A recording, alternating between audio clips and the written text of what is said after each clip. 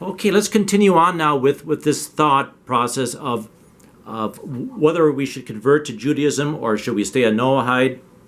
For me, when I first left Christianity, I had no interest in being a Noahide. And I remember talking to the very first rabbi I talked to, actually it was the second rabbi I talked to. I said, I would like to convert to Judaism. And he said, you can just be a Noahide and still have a place in the world to come. And I said, if I want to be a Noahide, I would have remained a Christian.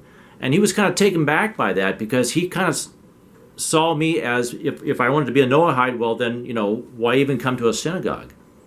And so it was really a frustration for me to work through that, is that I understood what he was saying.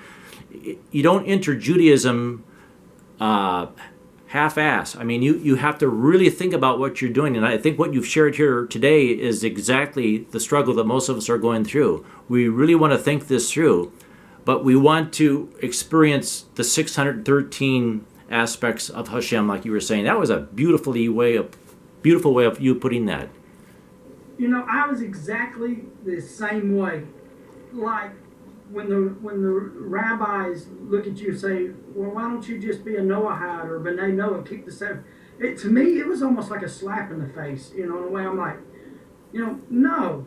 If I'm going to do, because also understanding, most people don't understand where my wife and I come from. When we were in the Worldwide Church of God, we were dedicated.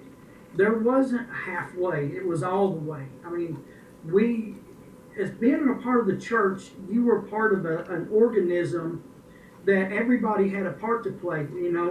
We always had duties to do. Since we didn't own our own buildings, the majority of the congregation, so we always rented. We always had setup. We had everybody had duties. Everybody had a part to play. When the feast, especially in Chattanooga, was the feast was coming to our town, and there was 7,000-8,000 people coming in. We had to get we had to go down and mow lots and get free parking areas set up. We were dedicated, and so almost like settling. It felt like being a B'nai Noach at first was like you're settling. And that's something my wife and I did not grow up with. We grew up with 100% dedication. So that's why we wanted to just jump in the boat. Let's go full-blown Judaism right off the bat, Orthodox Judaism. And the more that my daughters decided not to go through conversion, it had me step back and really take a look at being a B'nai Noach and what it means. And not everyone is to be a Jewish, a part of the people of Israel. God created this earth. This is what came to me one day. God created this earth to be inhabited. And not every person on the planet can live in that small area over there that will become Israel.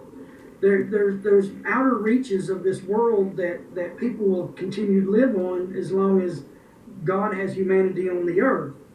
And so how are they going to live if they're living, over in Bangladesh or the island somewhere, where there's no great amount of kosher foods, per se?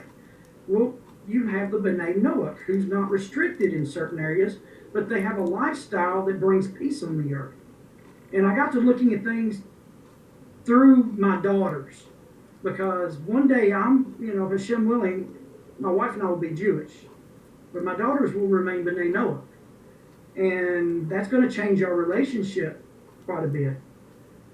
And so I had to start teaching them the 7 commandments. I've got both of them a copy of matter of fact, my youngest daughter has the Universal Garden of Emunah, and which Rabbi Arush went back and rewrote for the non-Jewish audience, the B'nai Noach. And that book alone has helped my youngest daughter, who's 22, make a lot of life decisions. And by seeing them trying to live in a B'nai Noach life out on their own, my eldest daughter, who are they going to marry? There's not a B'nai Noach group around here, And so you run into these obstacles even as B'nai Noach. You're in a limited group.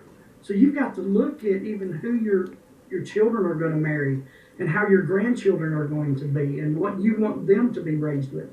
So yeah, there's a lot of struggles, even being a B'nai Noah, that, it's not a cop out. It's just a harder walk in this world being a B'nai Noah as it is being a Jew, in my And viewpoint. yeah, and this is very well said.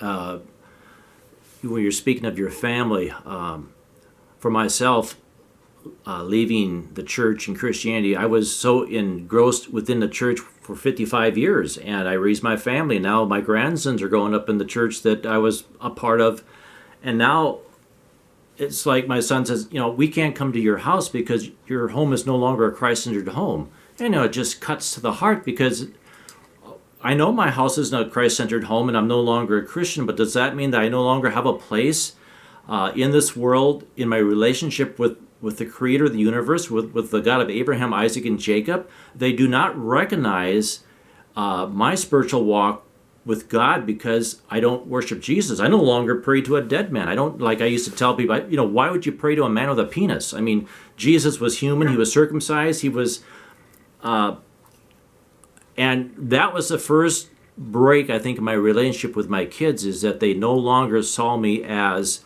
a Christ-centered person, and therefore they could not associate with me like it was 3 years ago or even 4 years ago. And it's heartbreaking. A lot of people are going through that, I know. Yeah. And My wife and I don't have those issues, but when you've got older daughters that are looking to marry, and you're living in the Christian South, the chances that they're going to marry even a non-observant Christian is going to be, pretty well the way it's going to be. Most people have been raised in churches in the South, whether they're active in them or not. So they have that Christian mentality already built into them, whether they're not living it or not. They don't know it. They're going to be thinking about, and you look at your TV, everything is really arranged around Christianity.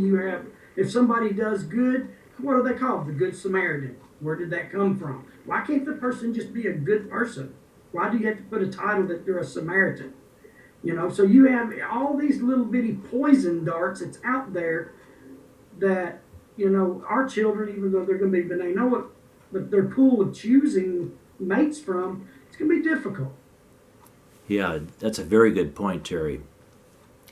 We could go on for hours like this, and I'm going to bring this. I'm going to bring this to a conclusion with this particular episode. But I want to call upon you again to do some more of these episodes. I'm Terry Hayes. I've been following God out of Christianity. It itself has been a process. It's a bumpy road, but it's a path that's worth taking.